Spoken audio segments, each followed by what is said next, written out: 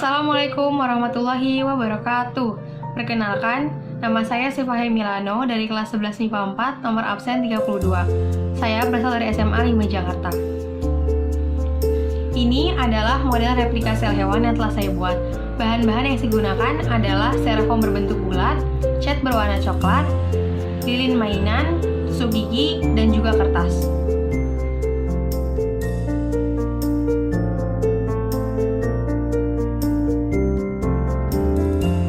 Sel hewan adalah nama umum untuk sel eukariotik yang menyusun jaringan hewan. Sel hewan berbeda dari sel eukariotik lain, seperti dinding sel dan kloroplas, dan biasanya memiliki vakuola yang lebih kecil, bahkan tidak ada. Karena tidak memiliki dinding sel yang keras, sel hewan bervariasi bentuknya. Di dalam sel hewan, terdiri atas pertama itu ada membran sel. Yang berwarna coklat di luar ini merupakan membran sel. Membran sel merupakan bagian paling luar yang membungkus sel yang tersusun atas lemak dan protein. Fungsi dari membran sel adalah melindungi sel, menerima rangsangan dari luar, dan mengatur keluar masuknya zat. Lalu yang kedua adalah retikulum endoplasma. Retikulum endoplasma merupakan bagian sel yang membentuk benang-benang yang ada di inti sel. Fungsi dari retikulum endoplasma adalah sebagai alat transportasi zat dan sintesa protein. Di organel sel yang saya buat, retikulum endoplasma yaitu ada dua. Yang sini itu yang dekat dengan nukleus, yaitu ada retikulum endoplasma kasar, dia berwarna lebih gelap. Dan di bagian sini adalah retikulum endoplasma halus yang berwarna lebih terang. Retikulum endoplasma kasar yaitu lebih dekat dengan ribosom, sedangkan retikulum endoplasma halus tidak melekat dengan ribosom. Lalu yang ketiga ada sitoplasma. Sitoplasma merupakan cairan sel dan segala sesuatu yang larut di dalamnya. Sitoplasma memiliki koloid kompleks yang tidak cair dan tidak padat. Fungsinya itu sebagai sumber bahan kimia dan tempat berlangsungnya metabolisme sel. Nah, sitoplasma dia itu yang berwarna putih. Jadi dia itu kayak tempat mengalirnya semuanya. Dia itu kan berbentuk cair. Nah, jadi dia itu yang di tempat semuanya itu berada. Sitoplasma itu kayak yang di alasnya gitu. Lalu yang keempat adalah mitokondria. Mitokondria itu merupakan suatu organel sel yang berbentuk mirip dengan cerutu atau rokok yang memiliki dua lapis membran yang lekuk-lekuk dan dinamakan keritas. Mitokondria dalam bentuk tunggal dinamakan mitokondrion. Fungsi mitokondria yaitu sebagai respirasi seluler. Nah, mitokondria itu yang berwarna biru. Dia itu ada 3. Kan mitokondria dia itu kayak berbentuk bulat, dan di tengahnya itu dia itu ada lekukan. Lalu yang kelima adalah lisosom. Nah, lisosom itu yang ini yang berwarna oranye. Dia itu berbentuknya bulat. Nah, lisosom merupakan organel sel yang berbentuk kantong terikat di membran yang berisi kandungan enzim hidrolitik. Fungsi dari lisosom yaitu mencerna materi dengan memakai fagositosis dan penghancuran organel sel yang rusak. Lalu yang keenam adalah ribosom. Ribosom merupakan organel sel yang padat dan kecil dengan diameter 20 nanometer.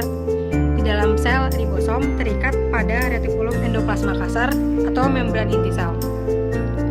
Fungsi dari ribosom yaitu tempat berlangsungnya sintesis protein. Ribosom itu kan tempatnya dia kayak melekat sama retikulum endoplasma kasar, itu di sini dan juga di sini. Tapi ribosom itu berada di sebelah sini.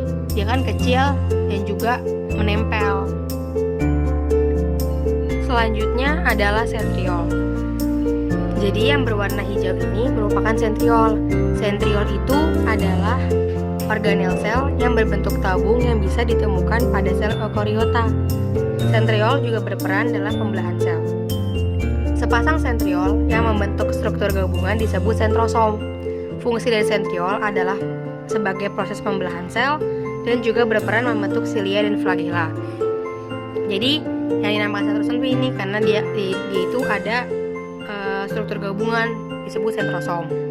Lalu yang ke-8 adalah badan Golgi atau aparatus Golgi, yaitu organel sel yang dikaitkan dengan fungsi sekresi sel. Dapat ditemukan di sel eukariotik. Fungsi badan Golgi yaitu membentuk vesikula atau kantung untuk ekskresi dan membentuk lisosom. Jadi badan Golgi itu adalah yang berwarna merah. Nah, ini badan Golgi. Dan juga ini juga merupakan badan Golgi.